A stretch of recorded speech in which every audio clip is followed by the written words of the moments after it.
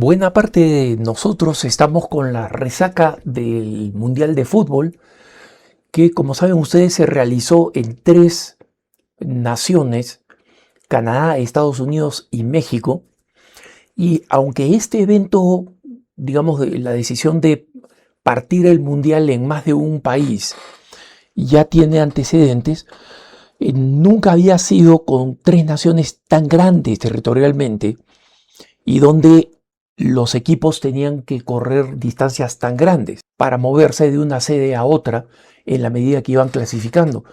También ha sido el mundial que ha aceptado la mayor cantidad de participantes y en consecuencia con rondas con equipos que nunca antes se habían visto, y algunos de ellos equipos realmente heroicos, ¿no? Entonces, durante todo este tiempo en que se jugó el Mundial, hemos visto numerosas anécdotas, personalidades surgir de la nada, grandes ejemplos, y para nosotros los católicos ver grandes ejemplos de fe, ¿no?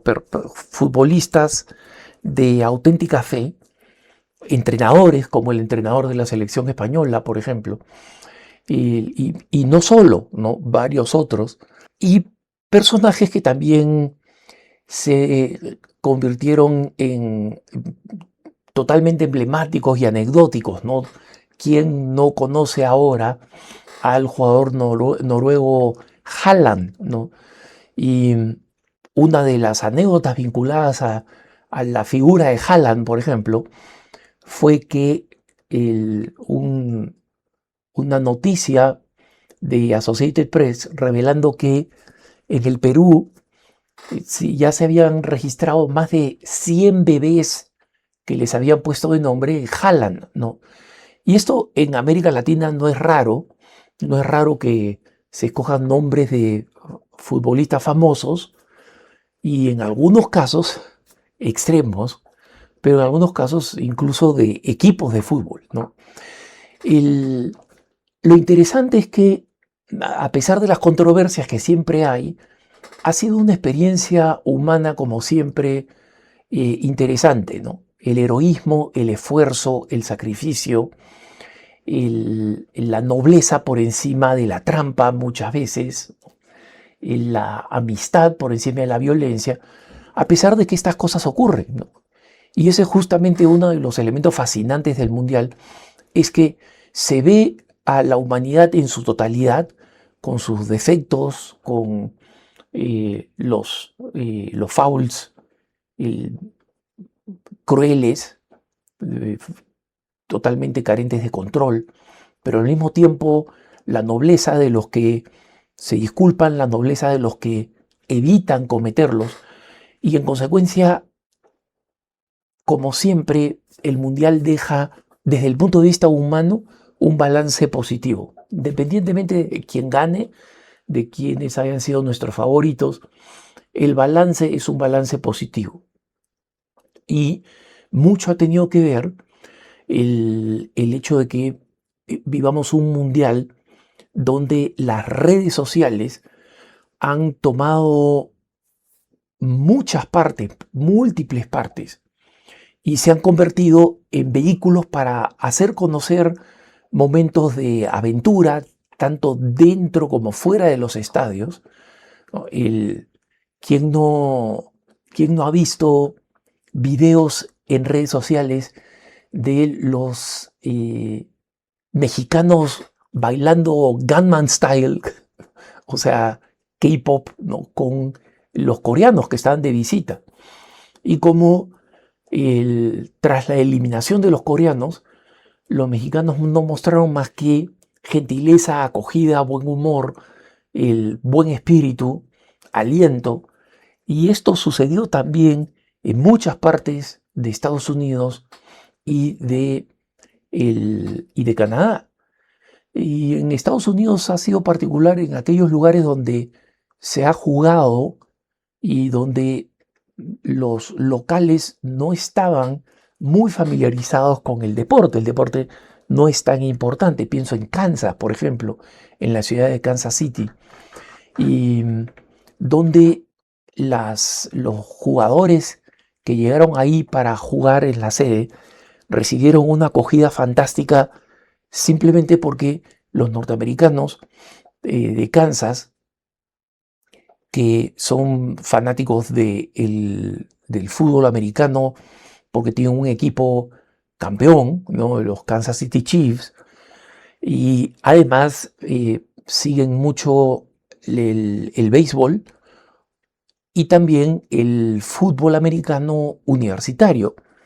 Pero sin embargo, ver a los hinchas del fútbol cantando canciones al unísono, camino o de regreso del estadio, creó un momento, digamos, de acogida, de alegría colectiva, de muestra de lo mejor que puede tener la humanidad, ¿no? Como digo, nunca es perfecto porque la humanidad no es perfecta, pero en las ocasiones en que se puede ver lo mejor es definitivamente en la Copa del Fútbol. Y más que en las Olimpiadas, para serles honesto, en mi experiencia, porque me gustan también seguir las Olimpiadas de verano, no me las pierdo, y se ve la agonía, el esfuerzo, el atleticismo, cosas muy hermosas y muy humanas, ¿no? Y muy cristianas también. Pero recuerden ustedes, San Pablo en más de una ocasión usa la metáfora de la lucha pugilística o de la carrera, del deporte, para explicar la vida cristiana, el esfuerzo y el premio, ¿no? Pero las Olimpiadas, como se realizan en una sola ciudad, no atraen las multitudes que atraen que atrae el mundial, ¿no? Y, y en consecuencia, además de ver a los atletas, además de ver a los futbolistas, además de ver a los protagonistas, digamos así, vemos vemos multitudes y vemos encuentros de personas.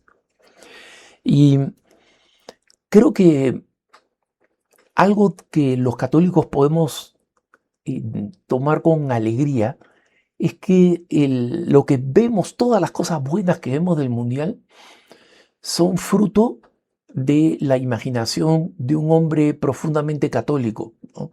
Jules Rimet. Jules Rimet fue uno de los primeros directores de la FIFA. Cuando la FIFA recién se fundó, él estuvo en la fundación, después terminó siendo su principal dirigente y ha sido el dirigente que más años ha ocupado ese cargo históricamente, y no creo que vuelva a haber un presidente de la FIFA que esté tantos años en la presidencia. Y él llevó adelante este esfuerzo de la FIFA y el sueño de crear un campeonato mundial. Y múltiples eventos, especialmente en la Primera Guerra Mundial, donde él participó combatiendo por el ejército francés y donde recibió condecoraciones por su heroísmo, le retrasaron su idea y problemas entre los países, etc. Pero él había fundado, Jules Rimet, había nacido en un pueblo, se había mudado a París, estudió para ser abogado, se convirtió en un abogado bastante bueno, bastante próspero, y que tenía una gran sensibilidad por las personas más pobres y más necesitadas, y creó un club deportivo que fue el primero, probablemente el primero en Francia, en toda Francia, que no discriminaba para entrar, porque los clubes deportivos eran en realidad lugares de encuentro de personas por lo menos acomodadas, cuando no de personas de la élite, ¿no? Y él creó este club deportivo, Estrella Roja, donde se jugaban distintos deportes, y se dio cuenta que el fútbol rápidamente se volvió en el más popular. Entonces él comenzó a pensar cómo promovemos este deporte para que más gente pueda jugarlo, sobre todo porque A diferencia de otros deportes que requieren equipo más caro y más sofisticado, el fútbol solamente requiere una pelota, ¿no? En esa época no habían todavía uniformes hechos para sudar, no habían los zapatos especializados para el fútbol, ¿no? Con toperoles y etcétera, todo lo que vemos ahora, ¿no? Cómo se ha ido sofisticando el equipo. Y en consecuencia bastaba una pelota, ¿no? Y una pelota se podía hacer con cualquier cosa. Cuando Jules Rimet lee la primera encíclica social del Papa León XIII, la Rerum Novarum, él se queda profundamente conmovido con el deber que tienen que cumplir los católicos para promover la justicia, especialmente con las masas que habían emigrado a las ciudades en toda Europa y en Estados Unidos gracias a la mecanización. Es decir, el hecho de que la industrialización estaba avanzando, estaba absorbiendo mucha mano de obra del campo, pero con pagos minúsculos, con una gran explotación, con un número increíble de horas de trabajo, etcétera, ¿no? Entonces, Jules Rimet comenzó a promover el fútbol entre jóvenes y a promover los equipos de fútbol profesionales para que fueran un vehículo de, de progreso social para jóvenes que no tenían otro camino más que el ser buenos deportistas, ¿no? Él finalmente consigue que un primer país organice el mundial, Uruguay, y él acepta que sea Uruguay a pesar de que en Europa era donde estaban, el fútbol había venido avanzando más rápidamente, pero Uruguay se comprometió a pagar todos los gastos, ¿no? Y así es como sucede el primer mundial y el, y el resto es historia, ¿no? La copa, después de su muerte, recibió su nombre, la copa Jules Rimet, que la recibía emblemáticamente el país que ganaba el mundial, y aquel país que ganara el mundial por primera vez 3 veces, que fue Brasil, se llevó la copa, ¿no? Y Brasil se llevó la copa de manera permanente. Lamentablemente la copa fue robada y desapareció para siempre. Se cree que como la copa era de oro, se cree que los ladrones probablemente fundieron el oro y lo vendieron.